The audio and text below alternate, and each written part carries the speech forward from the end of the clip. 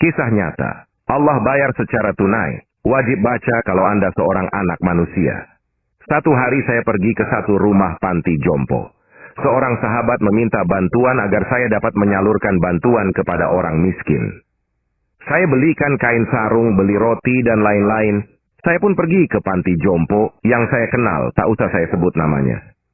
Saat sampai kendaraan kami di perkarangan panti jompo tersebut, tiba-tiba ada seorang ibu tua berlari dari asrama panti, mendekati saya. Ye, anak aku datang, senangnya anak aku datang.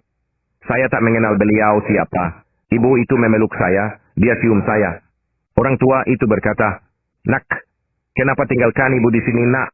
Ibu mau pulang. Ibu rindu rumah kita." Saya waktu itu hampir tak bisa berkata-kata. Ya Allah, saya coba mengucapkan kata. "Bu."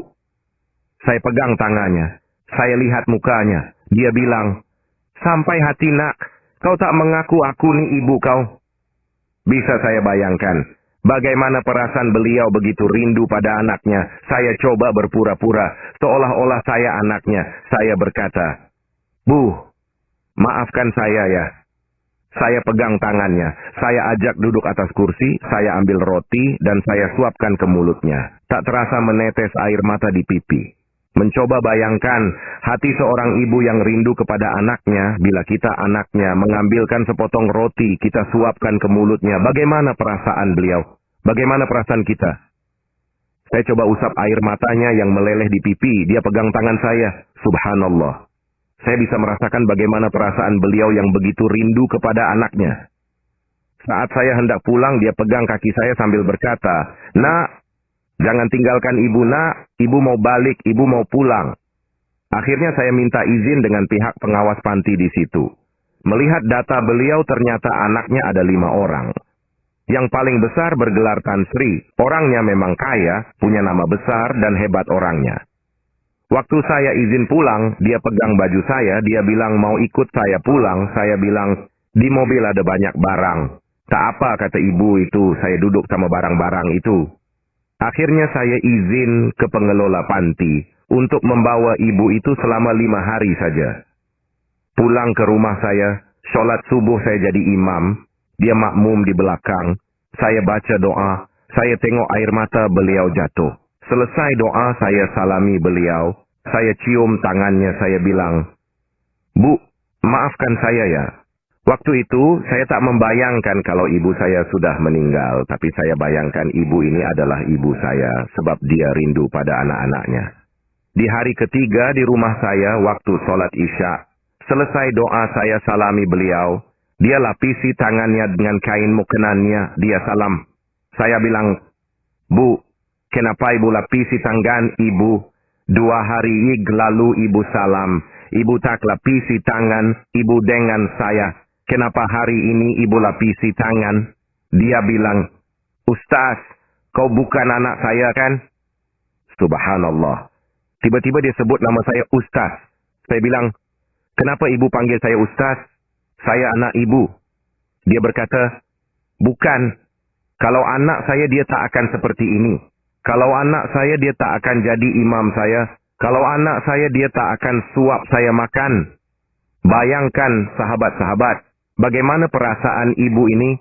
Spontan saya pegang dia, saya peluk dia, saya menangis. Saya bilang, "Bu, walaupun bukan ibu saya, tapi saya sayang ibu seperti ibu saya." Saya pegang tangan ibu ini. Walaupun bukan ibu saya, tapi saya tahu hatinya sangat rindu dekat dengan anaknya. Waktu itu saya pandang wajahnya, saya bilang, "Bu, walaupun ibu saya telah tiada, tapi ibu boleh ganti menjadi ibu saya. Ibu duduklah di sini." Saat makan, saya suapkan nasi ke mulutnya. Dia muntahkan balik makan dari mulutnya. Saya tanya, "Kenapa, Bu?"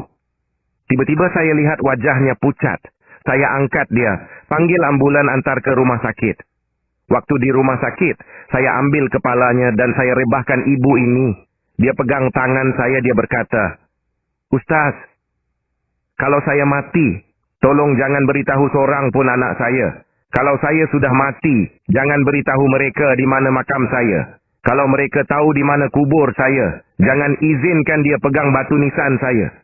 Saya pegang beliau, saya berkata, Bu, jangan ngomong seperti itu, Bu.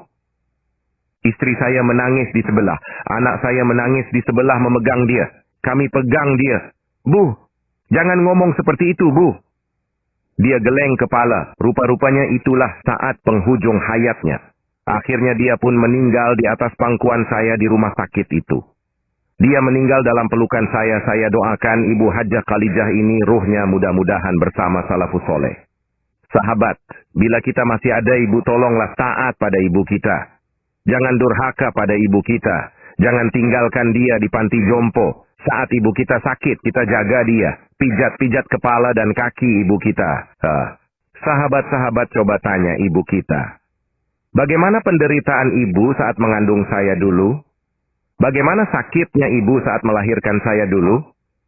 Tanya ibu kita, sahabat-sahabat sekalian. Kalau kita tanya, sudah tentu air mata ibu kita akan jatuh. Karena itu sahabat-sahabat, suapkanlah makanan pada ibu kita. Sahabat-sahabat semua. Selepas wafatnya ibu ini, ternyata berita kematiannya sampai juga kepada anaknya yang sulung. Anak dia terus telepon saya. Apa anaknya bilang pada saya? Saya akan bawa Anda ke pengadilan. Saya akan tuntut Anda telah membawa keluar ibu saya dari panti jompo. 3 tahun dia titipkan ibunya di panti. Dia tak pergi lihat. Sebab itu ibunya rindu hingga ibu itu tak bisa membedakan saya dengan anaknya. Akhirnya saya tunggu. Tunggu tidak ada kabar hampir setahun lebih. Saya pergi ceramah di masjid di daerah Pecinaan. Selesai saya ceramah, datang seorang lelaki memeluk saya. Menangis dalam masjid. Orang dalam masjid heran. Ada apa ini? Saya tanya pada dia. Pak, ada apa ini? Ada masalah apa? Dia berkata dalam keadaan menangis. Ustaz, tolong kasih tahu di mana makam ibu saya, Ustaz. Tolong kasih tahu di mana kubur ibu saya. Saya bilang, kenapa hari ini baru tanya kubur ibu kamu? Dia bilang, tolonglah Ustaz. Saya mau jumpa ibu saya, Ustaz.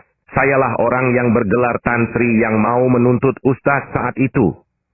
Saya sekarang ini sudah bangkrut, Ustaz. Istri saya mati kecelakaan. Rumah disita bank. Mobil mewah saya semua dah disita bank. Tinggal satu saja, motor tua itu. Saya berkata, saya bisa tunjukkan makam ibu kamu. Tapi dengan satu syarat, kamu jangan pegang batu nisan ibu kamu.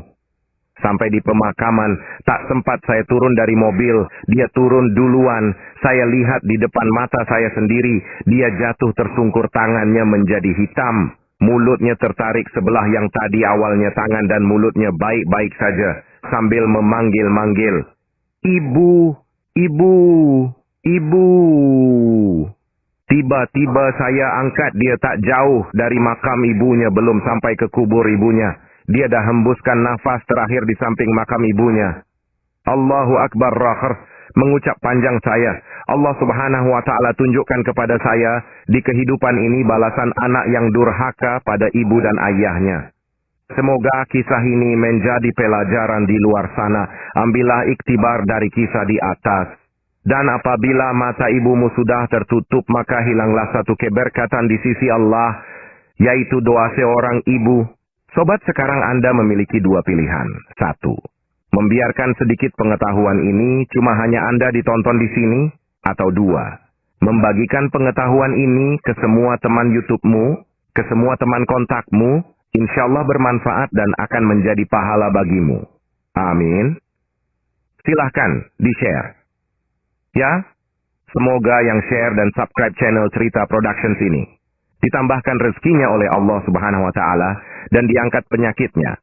Amin. Dipanjangkan umurnya. Semoga yang berkomentar, amin, dijauhkan dari segala penyakit, diberi sehat walafiat, rezekinya melimpah ruah dan keluarganya bahagia dan bisa masuk surga melalui pintu mana saja. Amin ya Rabbal Alamin. Semoga bermanfaat.